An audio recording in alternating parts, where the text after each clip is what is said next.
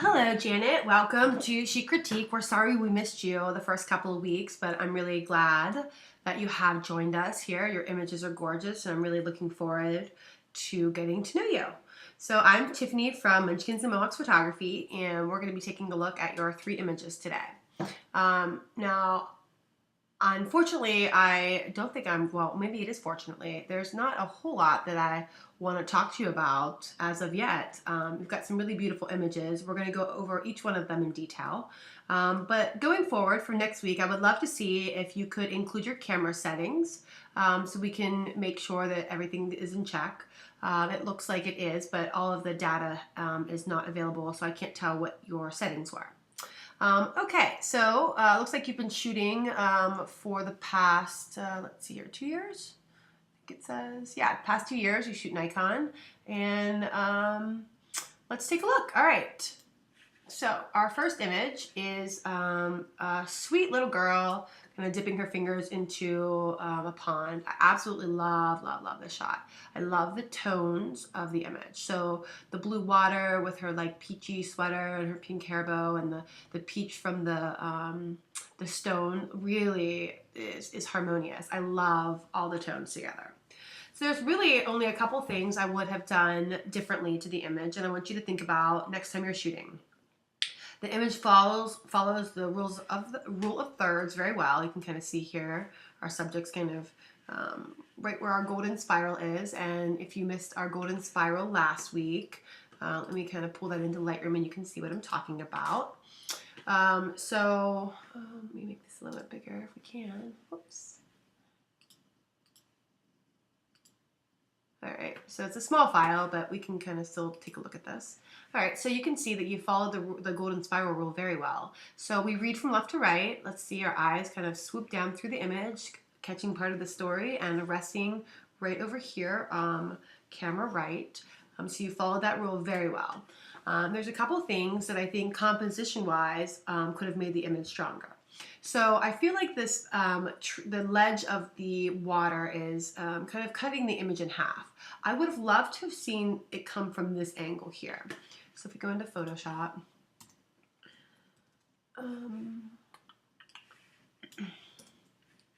okay, and if the angle of the ledge could have come from this corner and drew us in, that would have been a much stronger image. So if it would have gone kind of run across the page, drawing us back in, that would have really been great to kind of keep us in the picture.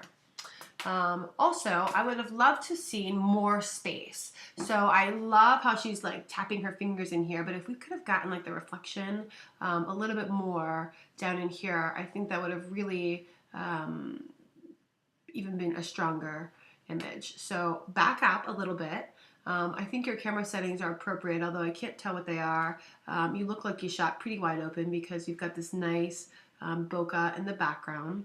I love the ripples kind of leading you in to her sweet little face.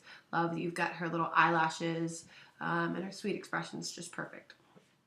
I also see a nice triangle. So when I'm looking for composition, I'm always looking for triangles here. This kind of helps your eyes linger. So you've got that going on right here. Great job. And overall, I really love this image. So I think with just a few small changes, you could have made it even stronger. It's a great shot though. Love the tones. Love the feel of the image. Okay. All right, so let's take a look here. Your next shot is the sweet little boy with his mom and dad, I assume. Okay, let's take a look in Photoshop. Next week, if you want to upload a larger file or want to email me a larger file, that's fine too. Then I can pull them into Lightroom, just as I did one of the other gals, and kind of take a look at them a little bit more in detail and show you how I would edit an image. Speaking of editing, I love the editing on this particular shot. It's very clean and bright, not overdone, true life. It's a great enhancement. I also love the tones of the image. So you've got the blues, the purples, and the greens. One of the things that did stick out to me was the graphic on the little boy's t-shirt. I think in this case, although most of the tones are complementary, the red is kind of distracting me and grabbing my attention. So what I might have done is I actually might have flipped his shirt inside out on the spot. You won't necessarily notice the tag. You'll just have to kind of work around that if he's walking away. But I would have flipped that inside out to have nice complementing tones with mom's dress and dad's jeans. And I often do this. I will put stuff inside out or add stuff, and I kind of bring a little bag of goodies with me. Maybe throw in a bracelet on mom and kind of take it to that next level.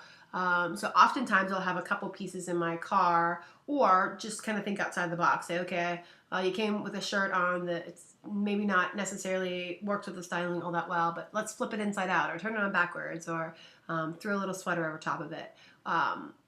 So I really like to kind of think outside of the box as far as that goes.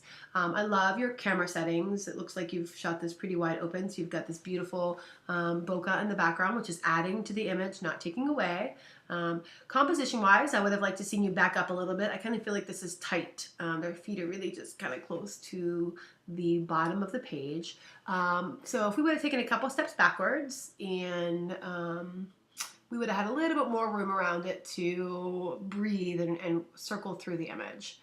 Composition-wise, though, I love how you're showing the scale and how tiny he is. Sometimes what I do, even with a shot like this, is I'll shoot down on them. Let me see if I can pull one up. And it even enhances it more to show really how tiny they are, because I think it's really about capturing moments and what's actually going on at that time. Okay, let's see. I do have a picture here.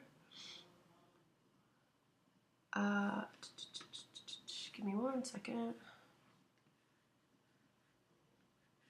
Okay, this is straight out of the camera here, looks like.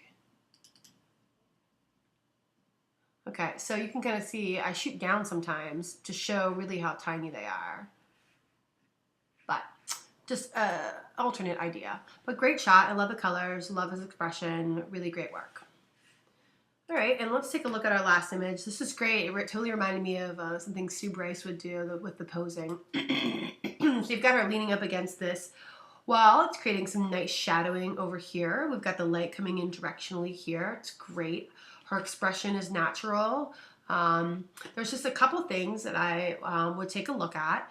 So right away my attention is drawn to this. It's probably a hairband, but to me it feels distracting. So I've got these beautiful lines of her arms that are kind of swooping around like this.